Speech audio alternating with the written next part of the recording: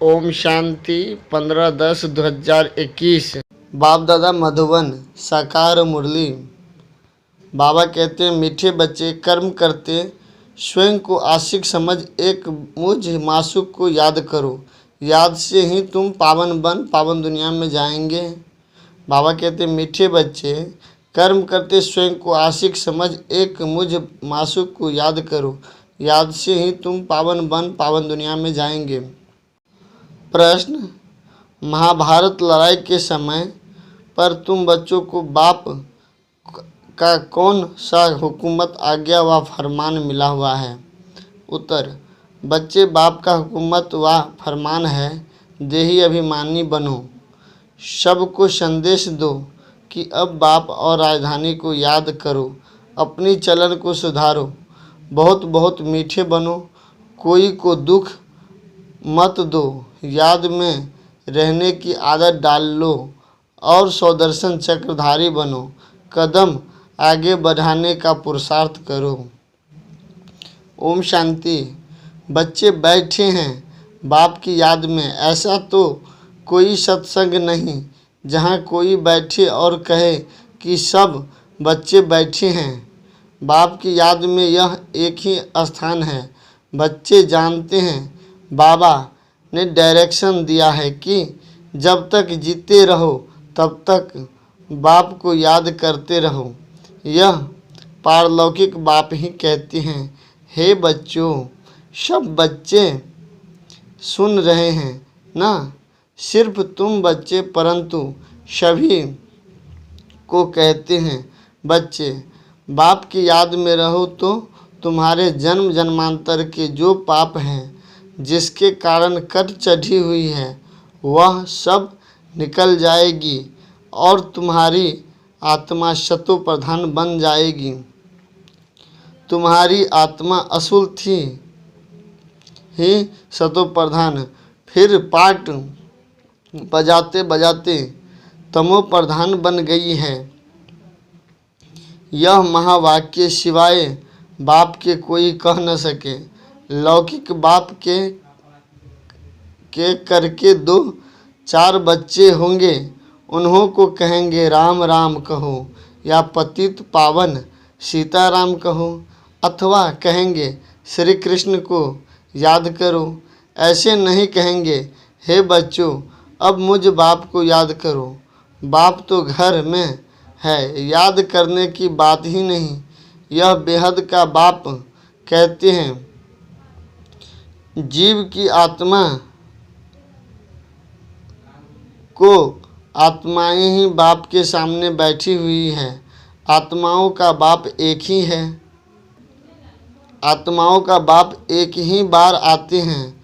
5000 वर्ष के बाद आत्माएं और परमात्मा मिलते हैं। बाप कहते हैं, मैं कल्प कल्प आकर यह पाठ पढ़ाता हूँ। हे बच्चों, तुम मुझे याद करते आए हो। हे पतित पावन, आओ, मैं आता हूँ ज़रूर, नहीं तो याद कहाँ तक करते रहेंगे। लिमिट तो ज़रूर होगी ना। मनुष्य को यह पता नहीं है कि कलयुगी की लिमिट कब पूरी होती है। यह भी बाप को ही बताना पड़े। बाप बिगर तो कोई कहेंगे नहीं कि हे बच्चे मुझे याद करो। मुख्य है ही याद की बात। रचना के चक्र को भी याद करना बड़ी बात नहीं है। सिर्फ बाप को याद करने में मेहनत लगती है। बाप कहते हैं, आधा कल्प है भक्ति मार्ग, आधा कल्प है ज्ञान मार्ग। ज्ञान की प्रलाब्ध तुमने आधा कल्प पाई है, फिर आधा कल्प भक्ति की प्रलाब्ध, वह है सुख की प्रलाब्ध, वह है दुख की प्रलाब्ध। दुख और सुख का खेल बना हुआ है न। नई दुनिया में सुख, पुरानी दुनिया में दुख। मनुष्य को इन बातों का कुछ भी पता नहीं है। कहते भी हैं, हमारे दुख हरो, सुख दो। आधा कल्प रावण राज्य चलता है, यह भी किसको पता नहीं है सिवाय बाप के। और कोई दुख मिटा नहीं सकता। शरीर की बीमारी आदि डॉक्टर मिटाते हैं, वह हो गया अल्पकाल के लिए, यह तो है अस्थायी, आधा कल्प के लिए। नई दुनिया को स्वर्ग कहा जाता है, जरूर वहाँ सब सुखी होंगे। फिर बाकी इतनी सब आत्माएं कहाँ होगी, यह कोई के भी ख्याल में आता नहीं है। तुम जानते हो यह नई पढ़ाई है, पढ़ाने वाला भी नया है। भगवान अनुवाच, मैं तुमको राजाओं का भी राजा बनाता हूँ। यह भी बरोबर है कि सतयुग में एक ही धर्म होता है तो जरूर बाकी सब विनाश हो जाएंगे। नई दुनिया और पुरानी दुनिया किसको कहा जाता है? सतयुग में कौन रहते हैं, यह भी अभी तुम जानते हो। सतयुग में एक आदि सनातन देवी देवता धर्म का राज्य था। कल की तो बात है, यह कहानी है 5000 वर्ष की। बाप बताते हैं 5000 वर्ष पहले भारत में इन देवी देवताओं का राज्य था। वह 84 जन्म लेते लेते अभी पतित बने हैं, इसीलिए अभी पुकारते हैं कि आकर पावन बनाओ। निराकारी दुनिया में तो सभी पावन आत्माएं ही रहती है, फिर नीचे आकर पाठ बजाती है तो सतो रजो तमो में आती है। सतो प्रधान को निर्विकारी कहा जाता है, तमो प्रधान अपने को विकारी कहलाते हैं। समझते हैं यह देवी देवता निर्विकारी थे, हम विकारी हैं। इसीलिए बाप कहते हैं देवताओं के जो पुजारी हैं उनको यह ज्ञान झट बुद्धि में बैठेगा, क्योंकि देवता धर्म वाले हैं सभी। अभी तुम जानते हो जो हम पूज्य थे वही पुजारी बने हैं। जैसे क्रिश्चियन क्राइस्ट की पूजा करते हैं क्योंकि उस धर्म के हैं, तुम भी देवताओं के पुजारी हो तो उस धर्म के ठहरे देवताएं निर्विकारी थे, वह अभी विकारी बने हैं। विकार के लिए ही कितने अत्याचार होते हैं। बाप कहते हैं मुझे याद करने से तुम्हारे विक्रम विनाश होंगे और तुम सदा सुखी बनेंगे। यहाँ है सदा दुखी, अल्पकाल का सुख है, वहाँ तो सब सुखी होंगे। फिर भी पद में फर्क है ना, सुख की भी राजधानी दुख की भी राजधानी है। बाप जब आते हैं तो विकारी राजाओं की राजाई भी खत्म हो जाती है, क्योंकि यहाँ की प्रलाब्ध पूरी हो गई है। अभी तुम बच्चे जानते हो बाप की श्रीमत पर चलना है। बाप कहते हैं जैसा मैं शांति का सागर हूँ, प्यार का सागर हूँ, तुमको भी ऐसा बनाता हूँ। यह महिमा एक बाप की है, कोई मनुष्य की महिमा नहीं है। तुम बच्चे जानते हो बाप पवित्रता का सागर है। हम आत्माएं भी जब परम धाम में रहती है तो पवित्र हैं। यह ईश्वरीय नॉलेज तुम बच्चों के पास ही है और कोई जान न सके। जैसे ईश्वर ज्ञान का सागर है, स्वर्ग का वर्षा देने वाला है, उन्हें बच्चों को आप समान भी जरूर बनाना है। पहले तुम्हारे पास बाप का परिचय नहीं था, अभी तुम जानते हो परमात्मा जिसकी इतनी महिमा है, वह हमको ऐसा ऊंच बनाते हैं तो अपने को ऐसा ऊंचा बनाना पड़े। कहते हैं ना इनमें दैवी गुण बहुत अच्छे हैं। जैसे देवता किसका शांत स्वभाव होता है, किसको गाली आदि नहीं देता है तो उनको अच्छा आदमी कहा जाता है। परंतु वह बाप को सृष्टि चक्र को नहीं जानते हैं। अब बाप आकर तुम बच्चों को अमरलोक का मालिक बनाते हैं। नई दुनिया का मालिक बाप बिगर कोई बना नहीं सकता। यह है पुरानी दुनिया, वह है नई दुनिया। वहाँ देवी देवताओं की राजधानी होती है।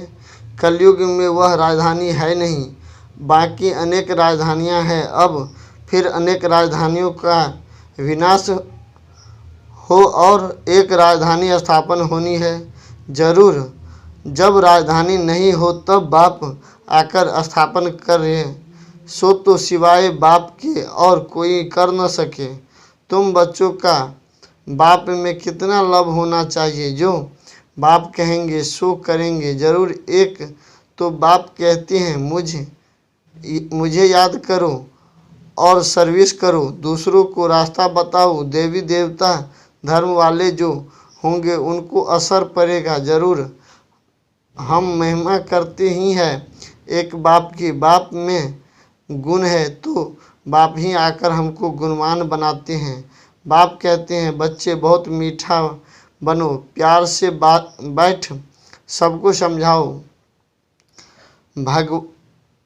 भगवान अनुवाच माम्य कम, याद करो तो मैं तुमको स्वर्ग का मालिक बनाऊंगा। तुम्हें अब वापस घर जाना है। पुरानी दुनिया का महाविनाश सामने खड़ा है। आगे भी भारी महाभारत लड़ाई लगी थी।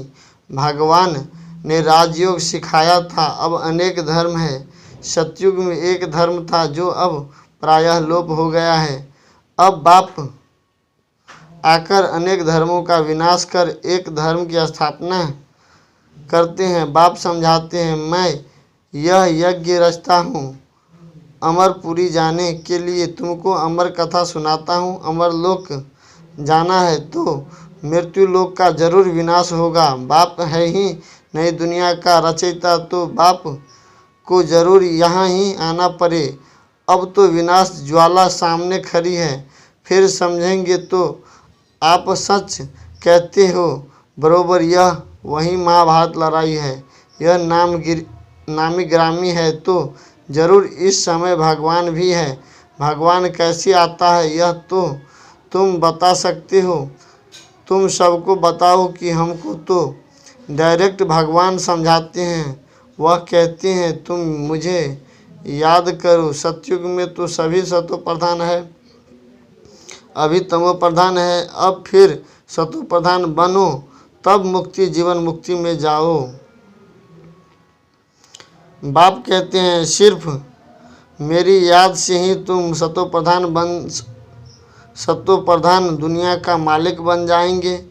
हम रूहानी पंडे हैं, यात्रा करते हैं मन मना भव की। बाप आकर ब्राह्मण धर्म, सूर्यवंशी, चंद्रवंशी धर्म स्थापन करते हैं।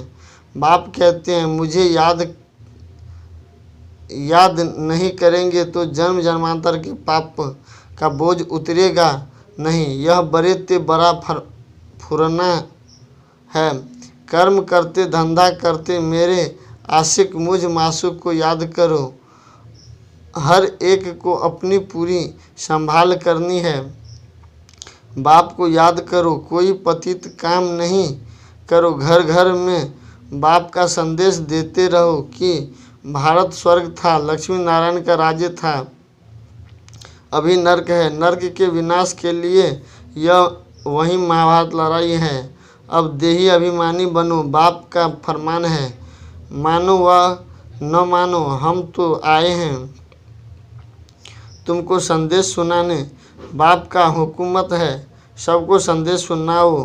बाप से पूछते हैं कौन सी सर्विस करे। बाबा कहते हैं संदेश देते रहो, बाप को याद करो, राजधानी को याद करो तो अंतमति सुगति हो जाएगी। मंदिर में जाओ, गीता पाठशाला में जाओ, आगे चलकर तुमको बहुत मिलते रहेंगे। तुमको उठाना है देवी देवता धर्म वालों को। बाप समझाते हैं बहुत बहुत मीठे बनो, खराब चलन होगी तो पद भ्रष्ट हो जाएगा। कोई को दुख मत दो, टाइम बहुत थोड़ा है। बिलवड बाप को याद करो, जिससे स्वर्ग की राजधानी रजाई मिलती है। कोई की मुरली नहीं चलती तो सीढ़ी के चित्र के सामने बैठे सिर्फ यह ख्याल करो ऐसे ऐसे हम जन्म लेते हैं, ऐसे चक्र फिरता रहता है तो आपे ही वाणी खुल जाएगी। जो बात अंदर आती है वह बाहर जरूर निकलती है। याद करने से हम पवित्र बनेंगे और नई दुनिया में राज्य करेंगे। हमारी अब चढ़ती कला है तो अंदर खुशी होनी चाहिए। हम उस मुक्ति धाम में जाकर फिर जीवन मुक्ति में आएंगे। बड़ी ज़बरदस्त कमाई है, धंधा धोरी भल करो, सिर्फ बुद्धि से याद करो, याद की आदत पर जानी चाहिए, स्वदर्शन चक्रधारी बनना है। चलन खराब होगी तो फिर धारणा नहीं होगी, किसको समझा नहीं सकेंगे। कदम आगे बढ़ाने का पुरुषार्थ करना चाहिए, पीछे नहीं आना चाहिए। प्रदर्शनी में सर्विस करने से बहुत खुशी होगी, सिर्फ बताना है कि बाप कहते हैं मुझे याद करो। देहधारी को याद करने से विकर्म बनेंगे। वर्षा देने वाला मैं हूँ, मैं सबका बाप हूँ, मैं ही आकर तुमको मुक्ति जीवन मुक्ति में ले जाता हूँ। प्रदर्शनी मेले में सर्विस करने का बहुत शौक होना चाहिए, सर्विस में अटेंशन देना चाहिए, आप ही बच्चों को आने चाहिए। अच्छा, मीठे मीठे सिकले दे बच्चों प्रति माता पिता बाप दादा का याद प्यार और गुड मॉर्निंग। रूहानी बाप की रूहानी बच्चों को नमस्ते। हम सब रूहानी बच्चों को रूहानी बाप दादा का याद प्यार और गुड मॉर्निंग और नमस्ते नमस्ते। शुक्रिया बाबा, शुक्रिया, धन्यवाद धन्यवाद। धारणा के लिए मुख्य सार। पहला पॉइंट, एक बाप में ही पूरा लव रखना है, सबको सच्चा रास्ता बताना है, धंधा आदि करते अपनी पूरी संभाल करनी है, एक की याद में रहना है। पहला पॉइंट है, एक बाप में ही पूरा लव रखना है, सबको सच्चा रास्ता बताना है, धंधा आदि करते अपनी पूरी संभाल करनी है, एक की याद में रहना है। दूसरा पॉइंट, सर्विस करने का बहुत शौक़ रखना है, अपनी चलन को सुधारना है, स्वदर्शन चक्रधारी बनना है। वरदान, करण करावन हार की स्मृति द्वारा सहज योग का अनुभव करने वाले सफलता मूर्त भव। करण करावन हार की स्मृति द्वारा सहज योग का अनुभव करने वाले सफलता मूर्त भव। कोई भी कार्य करते यही स्मृति में रहे कि इस कार्य के निमित्त बनाने वाला बैकबोन कौन है। बिना बैकबोन के कोई भी कर्म में सफलता नहीं मिल सकती। इसीलिए कोई भी कार्य करते सिर्फ यह सोचे मैं निमित्त हूँ, कराने वाला स्वयं सर्व समर्थ बाप है। यह स्मृति में रख कर्म करो तो सहज योग की अनुभूति होती रहेगी। फिर यह सहज योग वहाँ सहज राज्य कराएगा, यहाँ के संस्कार वहाँ ले जाएंगे।